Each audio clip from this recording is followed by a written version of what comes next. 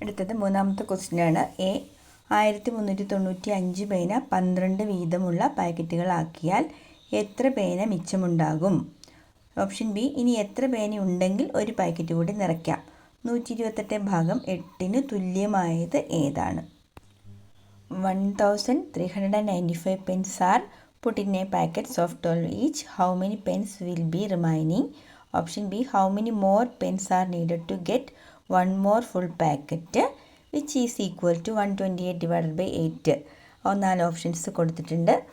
Then D കൊടുത്തിരിക്കുന്ന ഒരു സംഖ്യാ പാറ്റേൺ ഇവിടെ കൊടുത്തിട്ടുണ്ട്. അങ്ങനെ വരികയാണെങ്കിൽ അതിൻ്റെ 20ാമത്തെ വരിയിലെ ആദ്യത്തെ അവസാനത്തെ സംഖ്യ 1395 പേനകളുണ്ട്. അപ്പോൾ അതിനെയെല്ലാം നമ്മൾ എന്താണ് 12 വീതമുള്ള പേനകളാക്കി മാറ്റണം. 12 സെറ്റ് വീതമുള്ള ഓരോരോ പാക്കറ്റാക്കി നമ്മളിങ്ങനെ ഒരു പാക്കറ്റിൽ എത്ര വീതം വേണം? 12 പെൻസ് വീതം എത്ര പാക്കറ്റിനകത്ത് നിറയ്ക്കാൻ പറ്റുന്നതാണ് ചോദ്യം. അപ്പോൾ നമ്മളിവിടെ ഡിവിഷൻ എന്നുള്ള കോൺസെപ്റ്റാണ്. അപ്പോൾ ഡിവിഷൻ ചെയ്യുന്നത് എങ്ങനെയാണെന്ന് ടീച്ചറൊന്ന് കാണിച്ചു തരാം, നോക്കിക്കോ. അപ്പോൾ നമ്മൾ 12 എന്നുള്ളത് നമ്മൾ സാധാരണ മുൻ വർഷങ്ങളിൽ ചെയ്ത പോലെ അല്ല ഡിവിഷൻ എഴുതേണ്ടത്. 12 നമ്മളിവിടെ എഴുതുന്നു. എന്നിട്ട് നമുക്ക് 12ന് 100ൻ്റെ പട്ടിക നമുക്കറിയാമല്ലോ. 100 ഗുണം 12 എന്താണ്? 100 ഗുണം 12 എന്ന് പറയുമ്പോൾ ഞാനിവിടെ 100 എഴുതി. 100 ഗുണം 12 1200. കാരണം 12 ഗുണം 1 എഴുതി. ഈ 2 പൂജ്യങ്ങൾ ഇട്ട് കൊടുത്താൽ മതിയോ? മൈനസ് ചെയ്തു. 5 9 3ൽ നിന്ന് 2 കുറച്ചാൽ 1. ഇനി നമ്മൾ എന്ത് ചെയ്യണം? 12ൻ്റെ പട്ടിക നമുക്ക് അറിഞ്ഞുകൂടില്ല. അപ്പോൾ നമുക്ക് 10ൻ്റെ പട്ടിക വരെ എഴുതാം. 12 ഗുണം 10 120 അല്ലേ? 12 ഗുണം 1 12 എഴുതി 0 120 എഴുതി. ബാക്കി വീണ്ടും മൈനസ് ചെയ്തു. 5 9ൽ നിന്ന് 2 മൈനസ് ചെയ്താൽ 7. ഇനി 12ൻ്റെ പട്ടിക നമുക്കറിയാം അല്ലേ? 12 ഗുണം എന്താണ് 75ൽ താഴെ വരുന്നതെന്ന് നോക്കിയത്? 12 ഗുണം 6 12 6 72 റിമൈൻഡർ 3. അപ്പോൾ ഇവിടെ നമ്മൾ ഏതെല്ലാം സംഖ്യയാണ് നമ്മളിവിടെ കൂട്ടാൻ വേണ്ടി എടുത്തത്? 100ഉം 100 പ്ലസ് 10 പ്ലസ് 6, അതായത് 116 പാക്കറ്റുകളിലാക്കി നമുക്ക് ആ 12 പേന സെറ്റ് ഉണ്ടാക്കാൻ പറ്റും. ബാക്കി എത്ര വന്നിട്ടുണ്ട്? 3. അപ്പോൾ ഇതിൻ്റെ കൂടെ എത്രയും കൂടി ചേർത്താൽ ഇനി ഒരു 12 എണ്ണം ഉണ്ടാവും. 3ൻ്റെ കൂടെ 9 പേനകൾ ഉണ്ടെങ്കിൽ. അപ്പോൾ ഇത് ഓപ്ഷൻ എയുടെ ആൻസർ 116. ഓപ്ഷൻ ബിയുടെ ആൻസർ 9 പേനയും കൂടെ എന്ന് എഴുതിയോ? 9 പേനയും കൂടി വേണം. അപ്പോൾ വി നീഡ് 9 പെൻസ് എന്ന് എഴുതിയാൽ മതിയോ? ഇനി എന്താണ് ഓപ്ഷൻ സി പറഞ്ഞിരിക്കുന്നത്? ഓപ്ഷൻ സിയിൽ പറഞ്ഞിരിക്കുന്നത് 128/8 എത്രയാണെന്ന് ചോദിച്ചിട്ടുണ്ട്. 128/8ന് ഈക്വലായിട്ട് ഇവിടെ ആരുണ്ടെന്നാണ് ചോദ്യം. അപ്പോൾ നമ്മൾ 128/8 ചെയ്യുന്നു. ഈ രീതിയിൽ തന്നെ നമുക്ക് ചെയ്യാം. 128/8 നിങ്ങൾക്ക് പഴയ രീതി ചെയ്താലും കുഴപ്പമൊന്നുമില്ല. ഡിവൈഡ് ചെയ്യേണ്ട നമ്പർ ഇവിടെ എഴുതുക. അപ്പോൾ നമുക്ക് 10ൻ്റെ പട്ടികയെ അറിയുള്ളൂ എന്നുള്ള രീതിയിലാട്ടോ ഇത് മുമ്പോട്ട് പോകുന്നത്. സോ 8 × 10 എത്ര വരും? 80. മൈനസ് ചെയ്തപ്പോൾ 8 12 8 പോയാൽ 40. ഇനി 8ൻ്റെ പട്ടിക നമുക്ക് 40 അറിയാമല്ലോ. 6 6 8 48. അപ്പോൾ ഇത് രണ്ടും കൂടെ ആഡ് ചെയ്യുമ്പോൾ ആൻസർ എത്ര കിട്ടും? 10 6 16. 128/8ൻ്റെ ആൻസർ എന്ന് പറയുന്നത് എത്രയാണ്? 16. അപ്പോൾ നമ്മുടെ ഓപ്ഷൻ നോക്കുക. ഓപ്ഷൻ എ ഓപ്ഷൻ എന്താണ്? 64/16 നോക്കണം. അത് എത്രയാണെന്ന് നോക്കുക. Option B 64/8. Option C 64/4. Option D 256/4. അപ്പോൾ 64/8 8 8 64. അപ്പോൾ ഇത് വരില്ല. ഇത് 64/4 16ന് തുല്യമായിട്ട് ഇതിനകത്ത് വരുന്നത്. അപ്പോൾ ഓപ്ഷൻ സി ആണ് കറക്റ്റ് ഉത്തരം. ഇവിടെ ഒരു പാറ്റേൺ കൊടുത്തിട്ടുണ്ട്. ഈ പാറ്റേണിൽ ഇങ്ങനെ തന്നെ പോവുകയാണെങ്കിൽ 20th ലൈനിലെ ലാസ്റ്റ് നമ്പറാണ് ചോദിച്ചിരിക്കുന്നത്. Last number. ഓക്കെ. അപ്പോൾ ഇങ്ങനെ നമുക്ക് നോക്കുക. 2ാമത്തെ ലൈനിലെ ഫസ്റ്റ് നമ്പർ 4 ആണ്. 3ാമത്തെ ലൈനിലെ ഫസ്റ്റ് നമ്പർ 8 ആണ്. അപ്പോൾ ഇവിടെ 4 ഗുണം 2 ആണ് 8. 3ാമത്തെ ലൈനും കൂടെ കൊടുത്തിട്ടുണ്ട്. 4ാമത്തെ ലൈനും കൂടെ കൊടുത്തിട്ടുണ്ടായിരുന്നു. 12 13 14 15. നോക്കുക, ഇവിടെ എല്ലാം തൊട്ടടുത്ത നമ്പർ. ഇനി 16 തുടങ്ങുള്ളൂ. അപ്പോൾ ഈ ഫസ്റ്റ് നമ്പർ നിങ്ങൾ ശ്രദ്ധിച്ച് നോക്കി. ഇതെല്ലാം എന്താണ്? 4ൻ്റെ മൾട്ടിപ്പിൾസ് അല്ലേ? അതായത് 2ാമത്തെ ലൈനിൽ 4 × 4 ഇൻറ്റു 1, മൂന്നാമത്തെ ലൈനിൽ 4 ഇൻറ്റു 2, നാലാമത്തെ ലൈൻ 4 ഇൻറ്റു 3, അഞ്ചാമത്തെ ലൈൻ 4 ഇൻറ്റു 4. അപ്പോൾ 20ാമത്തെ ലൈനിൽ നമ്മൾ ചെയ്യേണ്ടത് 4 ഇൻറ്റു 19 ചെയ്താൽ പോരെ. അപ്പോൾ 19 ഇൻറ്റു 4 36, ഒരു 4 4 3 7, 76 ആണ് ആര് ഈ 19ാമത്തെ ലൈനിൽ ആദ്യത്തെ 76, 77, 78, 79. So the last number of 20th line equal to 79 എന്നുള്ളതാണ് ഉത്തരം. Okay,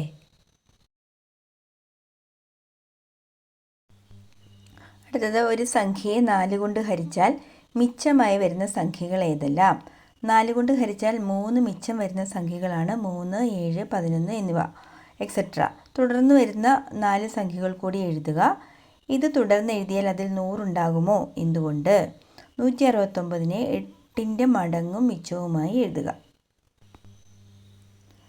What are the possible remainders on dividing a number by 4?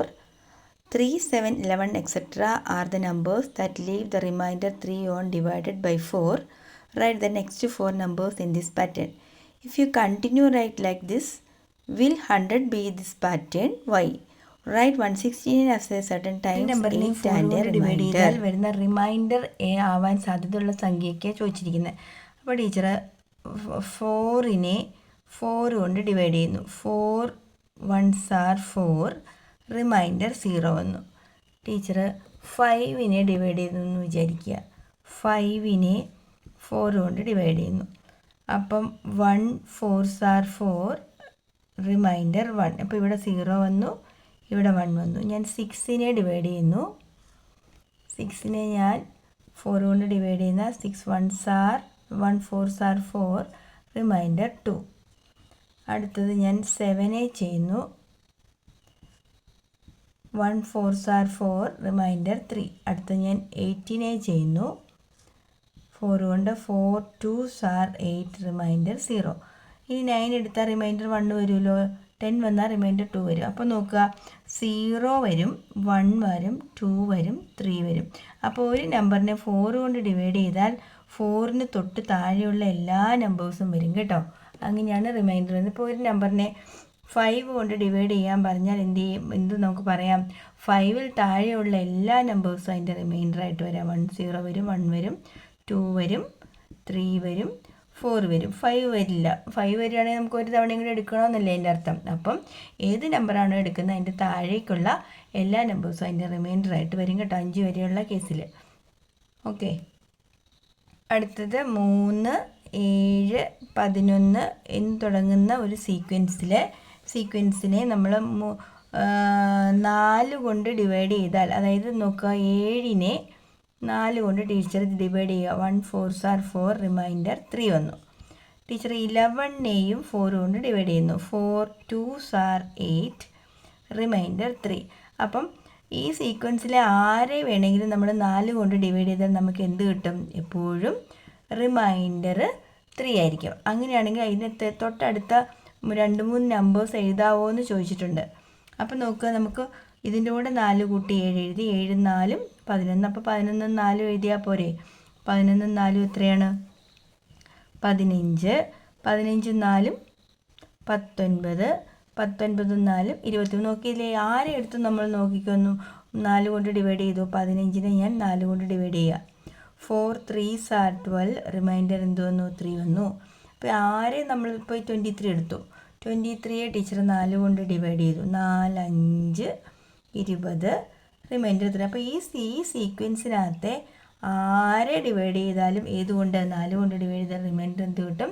3 കിട്ടും എന്നുള്ളൊരു കോമൺ ഫാക്റ്റാണ് കേട്ടോ. അപ്പോൾ ഓപ്ഷൻ എയുടെ answer write the next 2-3 term of the sequence പറയുമ്പോൾ എയുടെ ഓപ്ഷൻ ഇതായി. ഇനി ഓപ്ഷൻ ബി എന്താ? അല്ല, ഓപ്ഷൻ ബി ആയത് കേട്ടോ. ഓപ്ഷൻ എ എന്തായിരുന്നു? നമ്മൾ 4 കൊണ്ട് ഡിവൈഡ് ചെയ്താൽ റിമൈൻഡർ ഏതൊക്കെയാണെന്ന് ചോദിച്ചത്. ഉത്തരം 0 1 2 3 എന്നിവയാണ്. ഓപ്ഷൻ ബിയുടെ ആൻസർ ഇത് വന്നു. ഓപ്ഷൻ സി ഏതാണ്? ഇങ്ങനെ പോയാൽ 100 ഇതിനകത്തെ ഒരാളാകുമോ എന്ന് ചോദിച്ചിട്ടുണ്ട്. അപ്പം നമ്മൾ എന്താ ജനറലൈസ് ചെയ്തേ?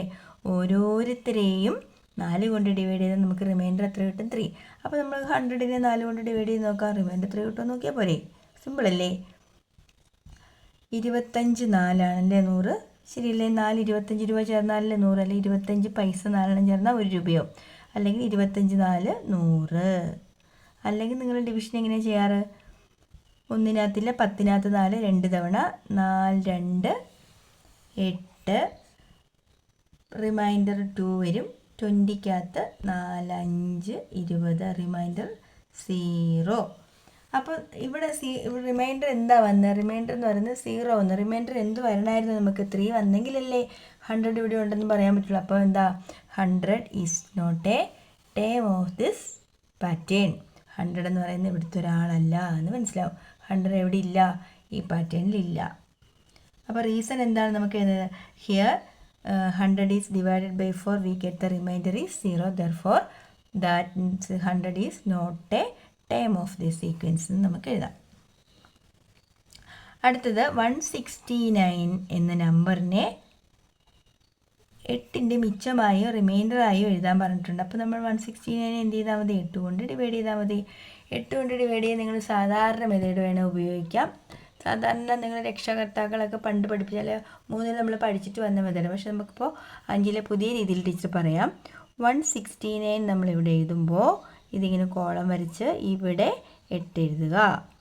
ഇനി എന്ത് ചെയ്യുക? നിങ്ങൾക്ക് 100ൻ്റെയും 10ൻ്റെയും മൾട്ടിപ്ലിക്കേഷൻ ടേബിൾ ഈസി ആണെന്നുള്ള കോൺസെപ്റ്റിലാണ് നമ്മളിത് ചെയ്യുന്നത്. സോ നമ്മൾ എന്ത് ചെയ്യുക? 10 എഴുതുന്നു. 10 × 8 എത്രയാണ്? 80. മൈനസ് ചെയ്തു 9. 16-ൽ നിന്ന് 8 കുറച്ചാൽ 89. വീണ്ടും എന്ത് ചെയ്യുക? വീണ്ടും നമ്മളൊരു 10 എഴുതുന്നു. 8 × 10 80.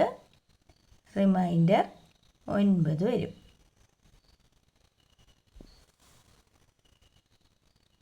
ഇനി അടുത്തത് നമുക്ക് 8 ഉണ്ട്, ഇവിടെ 9 ഉണ്ട്. അപ്പോൾ എന്താ? 1 പറ്റുള്ളൂ. 1 8s are 8.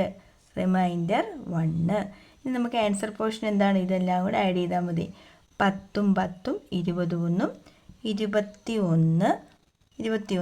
21 അപ്പം നമ്മളെങ്ങനെ എഴുതുന്നത്? 8ൻ്റെ മടങ്ങായും മറ്റും എഴുതുന്നത് എങ്ങനെയാണ്? അതായത് ഇവിടെ നമുക്ക് കിട്ടുന്ന ആൻസർ 21 × 8 എത്ര? 168 വരും. റിമൈൻഡർ 1. അപ്പോൾ എങ്ങനെ എഴുതാം? 169 എന്ന നമ്പറിനെ നമുക്ക് എങ്ങനെ എഴുതാം? 8 × 21 + 1. 8ൻ്റെ മടങ്ങായും റിമൈൻഡർ ആഡ് ചെയ്യുന്നതായിട്ട് നമുക്ക് എഴുതാൻ പറ്റും. ഓക്കെ. അപ്പോൾ ഇതെല്ലാം കൂടെ കൂട്ടി എഴുതിയാൽ 10 10 21 21 × 8 + 1 എന്ന് എഴുതിയാൽ മതിയാവും. അടുത്ത ചോദ്യം. The fifth question has 2 questions, 5A and 5B. You only need to answer one of them. 5Aയും 5B ഉണ്ട്. അതിലേതെങ്കിലും ഒരെണ്ണം നിങ്ങൾ ചെയ്താൽ മതിയാവും. A ക്വസ്റ്റ്യൻ ഇതാണ്. Which is not equal to 18 × 12? 4 options കൊടുത്തിട്ടുണ്ട്.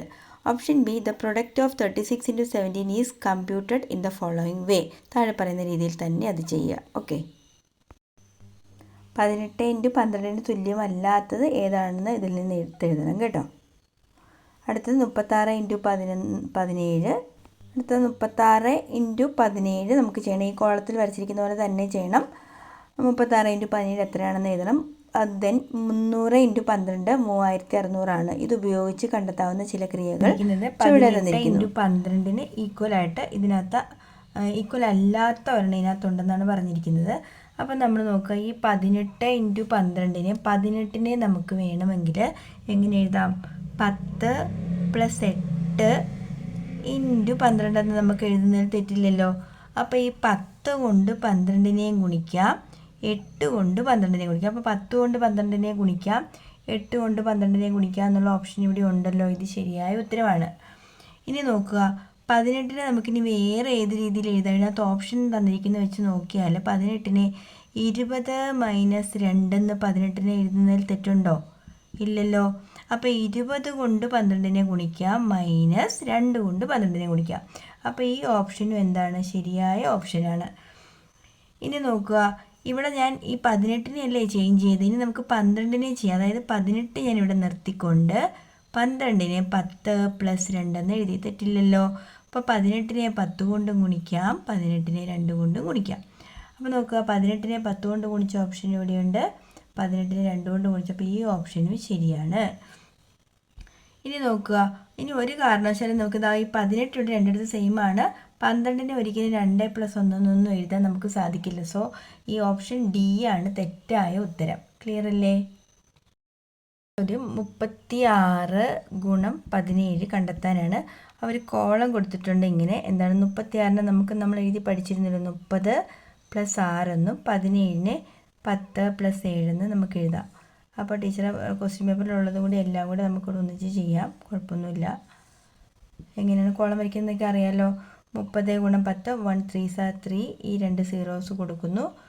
6 × 10 60, 30 × 7 200, ഈ 30 3 × 7 21, ഈ 0 കൊടുക്കുക 210, 6 7 42, കൂട്ടണം 360 360, 210 42 252. ഇനി ഇത് രണ്ടും കൂടി എന്ത് ചെയ്യുക, പ്ലസ് ചെയ്താൽ മതിയോ. 2 11 3 2 5 612 ഇതിൻ്റെ ആൻസർ.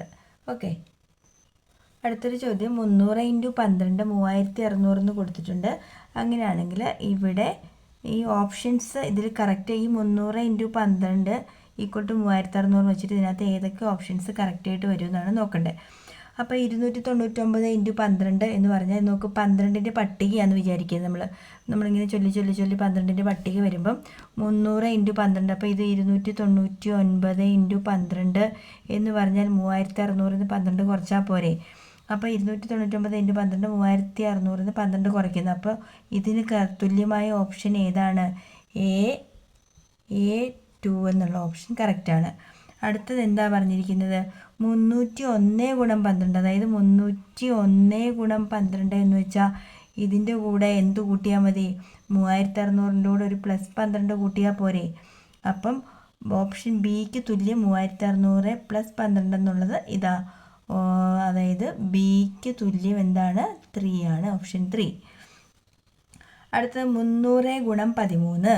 അപ്പോൾ ഇവിടെ ഇത് സെയിം ആയിട്ട്, അതായത് 300 × 12 അവിടെ നിൽക്കുന്നു. അടുത്തത് ഇത് 300 × 13 ആയി. അപ്പോൾ പട്ടിക 300ൻ്റെ പട്ടിക പോകുന്നതായിട്ട്. അപ്പം നമ്മൾ എന്ത് ചെയ്യണം? 3600ൻ്റെ കൂടെ 300 ആഡ് ചെയ്താൽ പോരെ. അപ്പോൾ ഇതാണ് ഓപ്ഷൻ. അപ്പം ഏതാണ്? ഓപ്ഷൻ സിക്ക് തുല്യമായിട്ടുള്ളത് ഏതാണ്? 1. അപ്പോൾ ഇതാണ് നമ്മുടെ ശരിയായ ഓപ്ഷൻ. ഓപ്ഷൻ ബി ആണ് കറക്റ്റ് കേട്ടോ. ക്വസ്റ്റ്യൻ പേപ്പറിൽ ഓപ്ഷൻ ബി ആണ് കറക്റ്റ്. അപ്പോൾ ഇത് മാത്രമാണ് പരീക്ഷയ്ക്ക് എഴുതേണ്ടത്. നാളെ ഇങ്ങനെ വളരെ തിങ്കളാഴ്ചത്തെ എക്സാമിൽ നല്ല ഡിഫിക്കൽട്ടായിട്ടായിരിക്കും ചോദ്യം വരുന്നത്. വളരെ സൂക്ഷിച്ച് വേണം നിങ്ങൾ ആൻസർ ചെയ്യാൻ കേട്ടോ. അടുത്ത ചോദ്യം, what is the difference between 132 × 13 and 32 × 13 എന്ന് ചോദിച്ചിട്ടുണ്ട്. ഇവ തമ്മിലുള്ള ഡിഫറൻസ്, ഇവ തമ്മിലുള്ള വ്യത്യാസം എത്രയാണെന്ന് ചോദിച്ചത്. അപ്പോൾ നോക്കുക, 132 ഇത് രണ്ടും ഇത് സെയിം, 13 സെയിം ആണല്ലോ. അപ്പോൾ നമ്മൾ നോക്കുക, 132 - 32 × 13 എന്നുള്ളതാണ് യഥാർത്ഥത്തിൽ ഈ കണക്ക്. അപ്പോൾ 132 കുറച്ചാൽ എത്രയാണ്? 100. അപ്പോൾ 100 × 13 ശരിയായ ഉത്തരം. അപ്പോൾ difference between these two numbers എന്ന് പറയുന്നത് എത്രയാണ്? 100 × 13 1300 ആയിരിക്കും. ഓക്കെ, നിങ്ങൾ ഇങ്ങനെ ഒരു ചോദ്യമൊക്കെ വന്നാൽ, ഡിഫറൻസോ അഡീഷനോ ഒക്കെ വന്നാൽ സെയിം നമ്പർ നമ്മൾ എന്ത് ചെയ്യുക? അതിനെ മാറ്റി നിർത്തിയിട്ട് ഇത് മൈനസ് ആണെങ്കിൽ ഇത് രണ്ടും കൂടെ മൈനസ് ചെയ്യുക. പ്ലസ് ഒക്കെയാണ് അഡീഷനാണ് ചോദിച്ചെങ്കിൽ ഇത് രണ്ടും കൂടെ ആഡ് ചെയ്തിട്ട് × 13 ചെയ്താൽ മതിയോ. ഇത്രയും വരെ എഴുതി വെച്ചാൽ മതി കേട്ടോ. ആൻസർ കാണണമെന്നൊന്നും നിർബന്ധമില്ലായേ.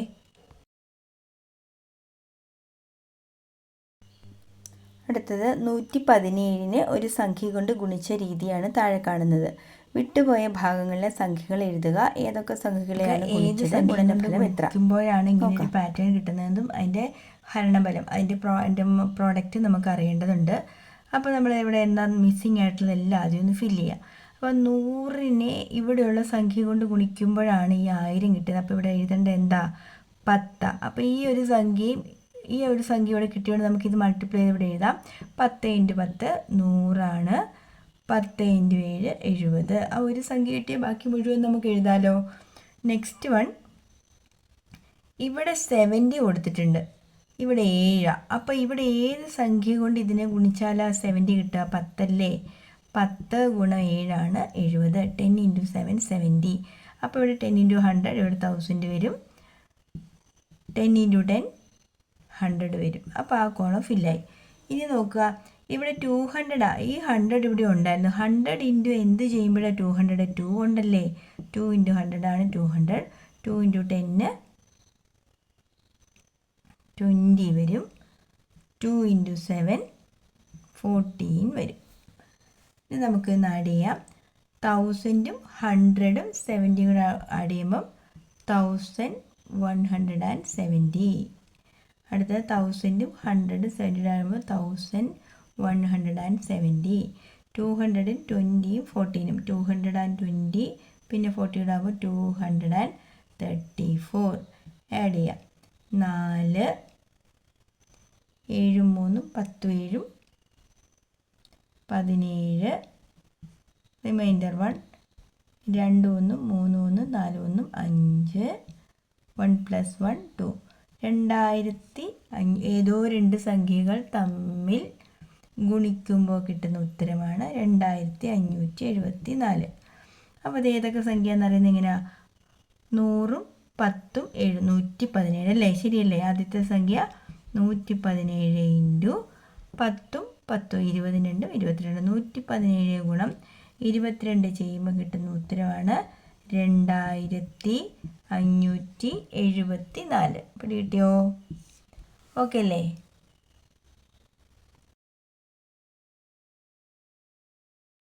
അടുത്തത് 6A 6B എന്നുള്ള ചോദ്യമാണ്. അതിലേതെങ്കിലും ഒരെണ്ണത്തിന് നിങ്ങൾ ഉത്തരം എഴുതിയാൽ മതിയാവും.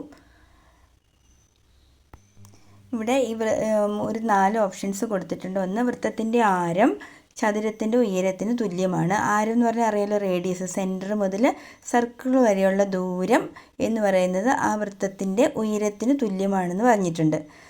അടുത്തത്, വൃത്തത്തിൻ്റെ ആരത്തിൻ്റെ ഇരട്ടിയാണ് 2 മടങ്ങാണ് ചതുരത്തിൻ്റെ നീളം. ഇരട്ടിയുമാണ് 2 മടങ്ങാണ് ചതുരത്തിൻ്റെ നീളം. അത് 2 ടൈംസ് എന്ന് പറഞ്ഞിട്ടുണ്ട്. വൃത്തത്തിൻ്റെ ആരത്തിൻ്റെ ഇരട്ടിയാണ് ചതുരത്തിൻ്റെ ഉയരം. വൃത്തത്തിൻ്റെ ആരം എന്താണോ അതിൻ്റെ ഇരട്ടിയാണ് ചതുരത്തിൻ്റെ ഉയരം എന്ന് പറഞ്ഞിട്ടുണ്ട്. ഏതായിരിക്കും നിങ്ങൾക്ക് കറക്റ്റായിട്ട് തോന്നുന്നത്? In the above picture, a circle is drawn inside a rectangle. Which of the following statement is correct? The radius of the circle is equal to the height of the rectangle. The radius of the circle is double the length of the rectangle. The radius of the circle is double the height of the rectangle and the radius of the circle is half of the height of the rectangle. നിങ്ങൾ radius എന്ന് പറഞ്ഞാൽ എന്താണെന്ന് പറയാം. Centre മുതൽ circle വരെയുള്ള ദൂരമാണ് radius. നിങ്ങൾ height എന്ന് പറഞ്ഞാൽ റെക്റ്റാങ്കിളിൻ്റെ ഹൈറ്റ് അറിയാലോ. നിങ്ങൾ സ്കെയിൽ വെച്ച് അളന്ന് നോക്കിയതിന് ശേഷം ഈ അളവുകളുടെ ബന്ധങ്ങൾ നോക്കിയിട്ട് വേണം കറക്റ്റ് ഉത്തരം ചെയ്യാൻ. അടുത്ത ചോദ്യങ്ങൾ രണ്ടും വരയ്ക്കാനുള്ളതാണ്. നിങ്ങൾ ആ രീതിയിൽ തന്നെ അത് വരച്ച് നോക്കണം. ടീച്ചർ ഇതിൻ്റെ കൂടെ ക്വസ്റ്റ്യൻ പേപ്പറും കൂടെ അപ്ലോഡ് ചെയ്തേക്കാം കേട്ടോ.